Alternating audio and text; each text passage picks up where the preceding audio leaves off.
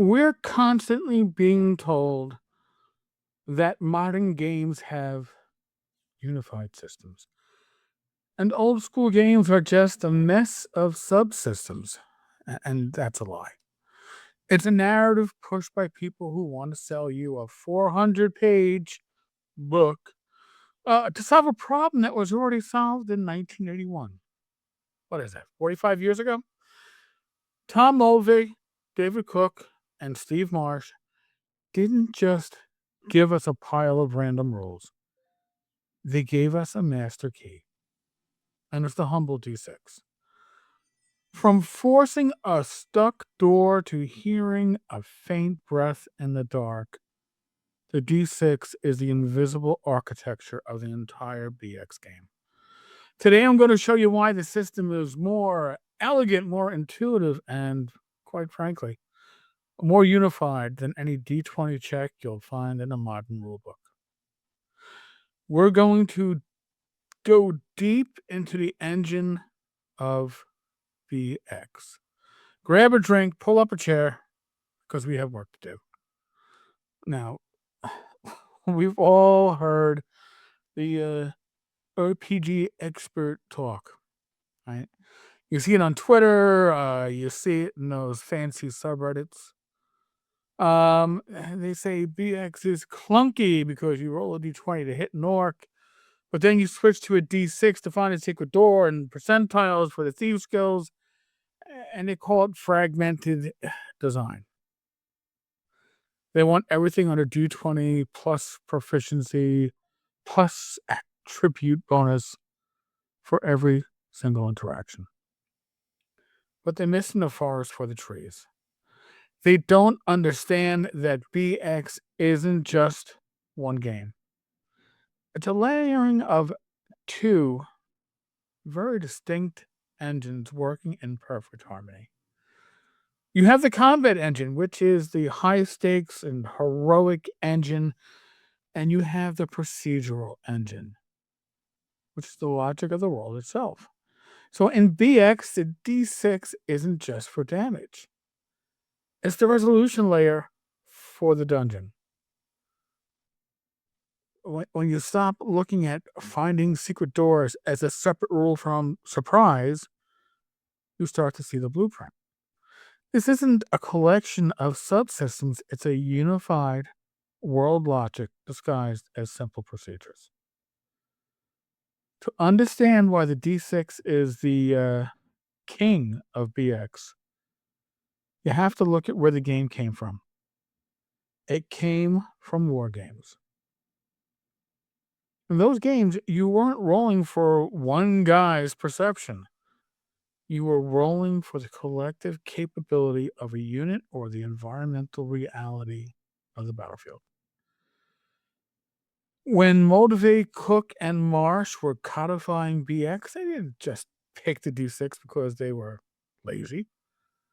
They picked it because of its mathematical transparency.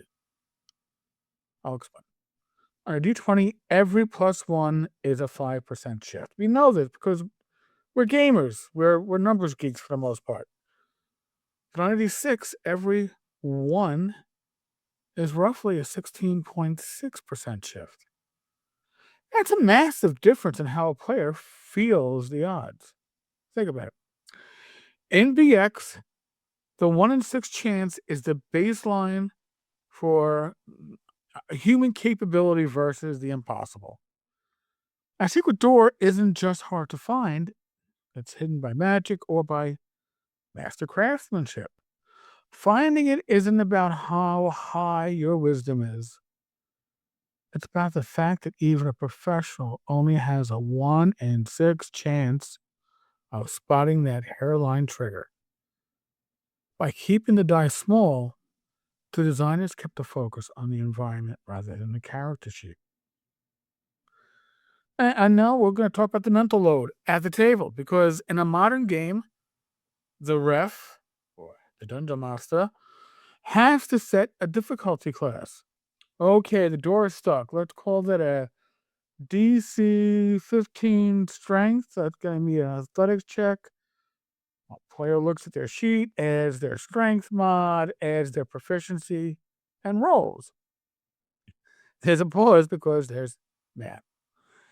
In BX, the referee says the door is stuck. 2 and 6 chance to force it open. Roll. The player grabs a D6. They know exactly what they need to do. There is no negotiation. There's no, can I use acrobatics or what else do I have on my sheet that could possibly be used for this? No. It's 2 and 6 chance. See, this is the invisible architecture at work. By standardizing the resolution to a D6, the game builds an intuitive language between the ref and the players. You don't need a math degree to know that a 1 in 6 chance is a long shot. And 4 and 6 is a fairly safe bet.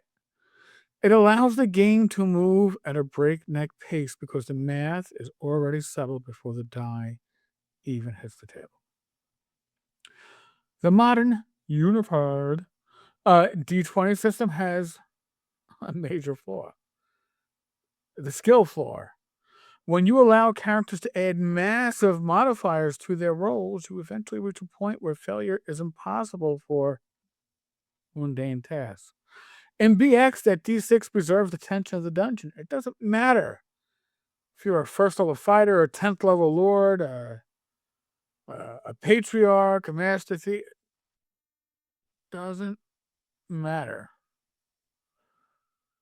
You're still going to be surprised by goals 2 and 6. Why? Because the dungeon is indifferent. It's a lethal place. It doesn't care.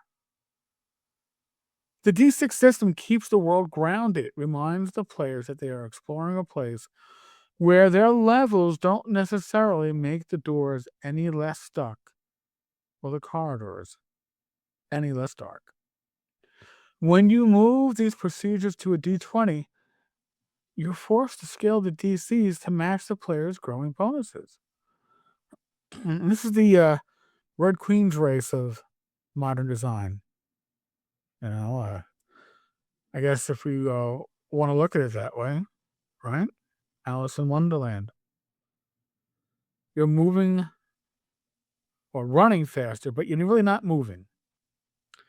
You're staying in place, but you got to go faster just to stay in place. BX avoids this by keeping the world resolution tied to a D6. It's independent of the power creep on the character sheet. And this is where the invisible architecture becomes your best friend as a ref. So once you realize that the D6 is the universal tool for world logic, you can stop looking at the book. Or let's say a player wants to do something weird. They want to see if they can identify the specific vintage of a wine found in a vampire's cellar. You don't need a wine lore skill. Use the BX D6 logic. Is it a common wine? Well, that would be 3 and 6 chance. It's a rare wine, maybe? 1 in 6. Is the character a refined noble? All right.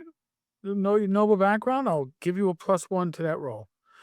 You've just resolved a complex interaction using the exact same mechanical DNA as forcing a door or detecting a secret passage. This keeps the players in that mental gear of the D6. They aren't jumping back and forth from a D20 to a percentile. They are operating with the established logic of the game. So when someone tells you that having different dice for different things is bad design, okay, ask them why they think adding 3 numbers together for every single roll is good design. See, BX isn't clunky, but BX is modular. The D20 is for the chaos of a sword swing. The D6 for the cold, hard reality of the dungeon procedures. By separating these two, the game achieves a level of clarity that modern unified systems can only dream of. It's why you can run a 4-hour BX session and get through 3 times as much content as a 5e group. The D6 is the engine of that speed. So the next time you're at the table and you're tempted to house rule a D6 procedure into a D20 check, don't. Trust the architecture that Moldvay, Cook, and Marsh laid down. It's there to protect the tension, the pace, and the grounded reality of your game. The D6 is a master key to the tavern. It's simple, it's honest, and most importantly, it works. If you want to dive deeper into the mechanics that actually matter at the table, the kind of stuff that helps you run a better game tonight, tomorrow, next week, then you need to be in the tavern. I want to thank the 500 plus minions and tavern members who make this possible. You guys and gals are the reason we don't need corporate sponsorships or RPG expert BS. If you haven't joined yet, check the links in the description. At the very least, subscribe, join the Discord, hit the bell. Let me know in the comments what's one D6 rule that you'll never give up. Keep the torches lit. God bless, and I'll see you